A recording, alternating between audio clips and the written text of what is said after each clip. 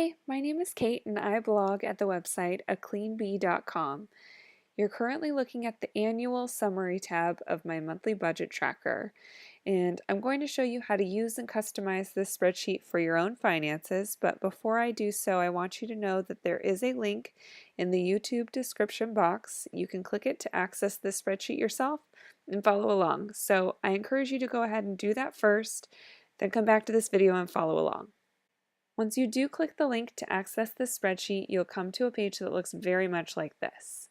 You will only be able to view the document at first, so no matter where I click on the screen, I won't be able to actually type anything in. So no matter what keys I press, nothing's going to change. This is view only. Make sure you're logged in with your Gmail account. Then in order to create a copy, you just click on File, Make a Copy, create a new name. So if you wanted to name it something specific, you can go ahead. I would name it Demo for demonstration purposes. Choose a folder in your drive that makes sense for your organization system. Click OK, and you will have a copy of the spreadsheet within your own Google Drive. So to keep this demonstration as clear as possible, I created a sample spreadsheet with some sample inputs for a pretend person living a pretend life with pretend finances.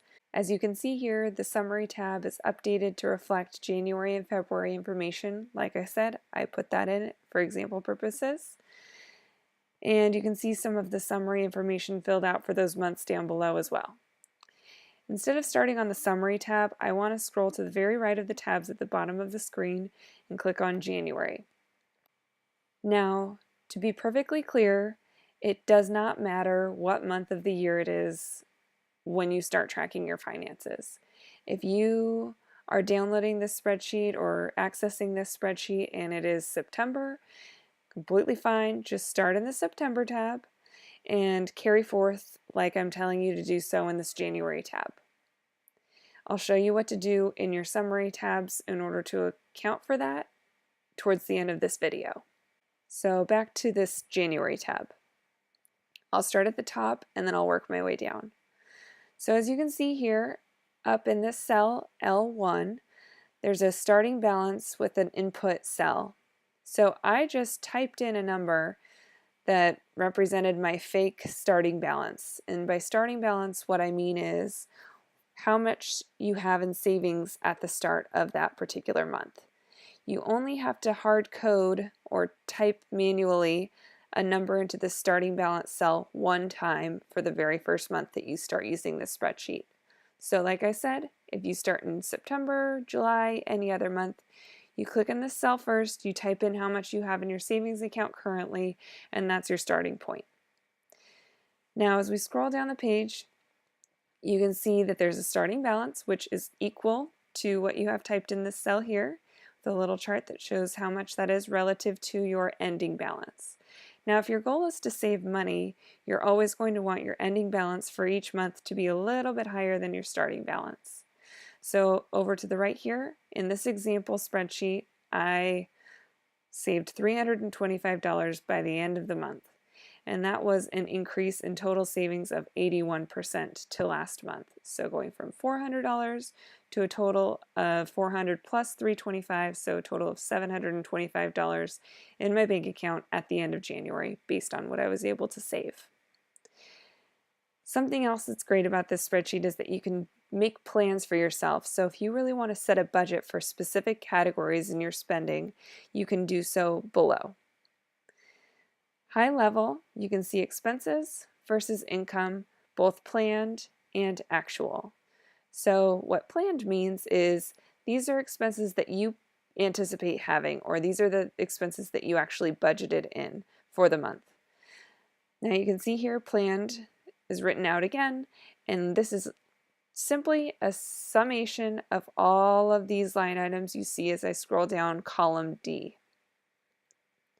These are all just manual inputs, so I simply typed in numbers that I anticipated spending for each subcategory. So in this fake example, I'm anticipating spending $1,200 in January on my rent, for instance. And $60 is what I intend to spend on insurance, $100 on home supplies.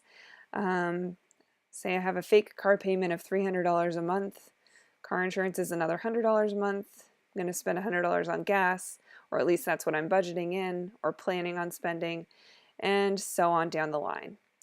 So if you remember from the summary tab, these main headings are all summed up on the summary tab so you can see how well you're sticking to your overall budget by looking at that tab.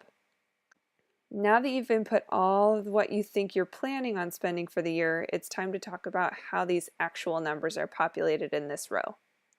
So as you can see here, these are not just regular hard-coded or typed in numbers. These are formula driven. So this is just typed in the number 1200. This is a formula that's pulling from this expenses list over here on the right hand side. So this is where you're going to do most of the work. Every month, what I do is I go into my version of this spreadsheet and I type in every single line item expense. So I go through every bank account, credit card, I look at every single thing I spent money on, and I literally type it into this spreadsheet. Seems like a lot of work, but I'm telling you, doing that exercise is going to make you very in tune with how you're spending your money, and you will definitely not let any sort of fraudulent charges slide by. So it's a worthwhile exercise, even if you're just doing it once a month. You don't have to do it every single week if you don't want to, but definitely worth the time. So what I do is I quickly input the date in which I spent money, the amount that I spent, what I spent it on, and here's the important part, the category dropdown. Now when I click this arrow, all of these categories you see here are pulled from the categories that you see down on this column B that we were looking at just a second ago. Now it's very important that you choose one of these items from the drop-down exactly as you see it.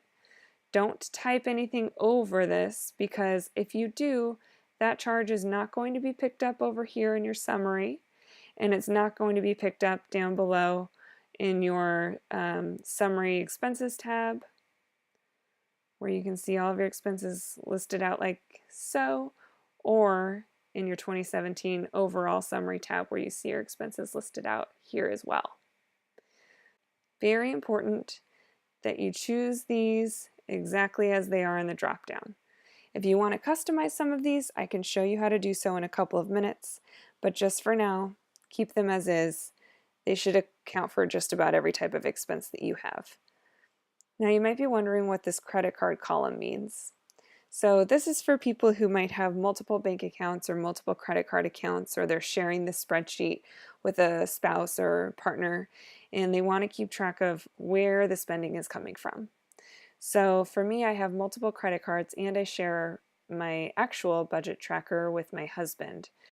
This credit card column helps us stay very organized. If there happens to be, heaven forbid, a fraudulent charge or some sort of charge that I want to look into further, I can always come in and highlight it with a different color and then go back to whatever that credit card was that the charge was listed on and look further into it. Going back to the left-hand side, you'll see there's a column that says difference. Now this is literally just a subtraction formula from planned to actual to see how close you are in sticking to your budget for each subcategory. You'll notice that the actual says 0 right now for rent, and that is because I accidentally changed the category from rent to clothing. So I'm going to close out of that. And you can autofill if you don't want to scroll through that long list of subcategories, or it can make your eyes cross. Click on the appropriate category, and then you'll see over here it's populated as 1200. The difference is then 0 because 1200 minus 1200, 0. Same thing for the income side. So you have your planned income, you have your actual income, and you have your difference overall. And these are just summing up the subcategories below, just like the expenses did. So on the very far right where I have income, you can see in this example, I have 2 paychecks through the month. I tag them as wages from the drop down here. And I have received a gift and I returned something. So those are both other. So you'll see over here, you'll see I didn't plan anything for other, so this is just a bonus $220 for the month.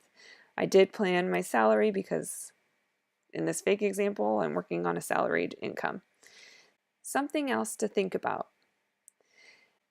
You take a lot of time to come in here and type in all of your planned expenses, and it's kind of a hassle to do it over again every single month, when generally speaking, if you're trying to stick to a budget, you want the same planned expenses month over month to goal yourself to.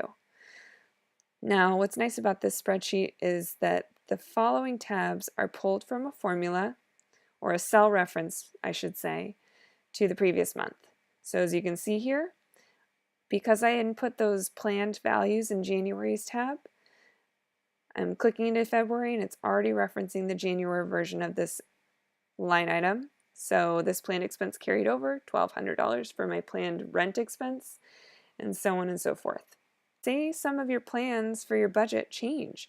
Maybe you move and you have a different rent, or maybe you paid off your car and you don't have a car payment that you're anticipating anymore. I can easily just overwrite the cell reference to the previous tab by typing in whatever the new estimated expense might be and continue filling out the spreadsheet accordingly. So, like I said, if I paid off my car, I want to plan for 0 expenses for my car payment. Say I moved and I have cheaper rent, it's only $1,000. I type that in, and what's nice is that now I go into March in order to plan for my budget for March, and now the new values for my planned expenses have carried over. So I moved, it's still $1,000 in rent, my car is paid off, it's still $0 for my car payment. Another detail I want to point out has to do with your starting balance each month. So at the beginning of this video, I explained how at the first month when you're inputting your expenses, you type in whatever you have in your bank account or your savings account in this cell right here. Now, the first month you saved $325 in January. It led you to an ending balance of $725. That now becomes your starting balance in February. So in this example, at the end of February, I ended the month with $100 in additional savings, leaving my new ending balance at $825. Again, that's going to carry over into March. So when you put in your expenses and your income, you will complete the month with a new dollar savings amount that will increase or decrease your ending balance depending on how well you did with your savings plan. Last section of this budget template I want to talk about before we go into customization are these tabs, expenses and income. Just so you're aware, there is nothing that you're going to edit on these tabs. These are completely formula driven. So as you can see, as I click on all of these cells, they're just different formulas that are pulling in information from the monthly tabs. So it's a good way to get a snapshot of all of your expenses high level by main category and by subcategory month over month. At the end of the year, you can see what your averages are month over month and your totals. In the income tab, same thing. These are driven by formulas, not by manual inputs. So do not touch anything in this tab at all. Same thing in the summary tab. Everything here is driven by a formula. You will not need to make any edits to this page at all. It's just for informational purposes only. So I hinted it at the very beginning of this video that you can customize some of these sections of budget line items. So say you don't have children or you don't have pets, or you do have a pet but you don't have any children, so this section of the budget just doesn't apply to you. So what you're going to do first is just delete out everything within the children's section. Simple as that. Then what you can do is take this pets section, drag it up below gifting,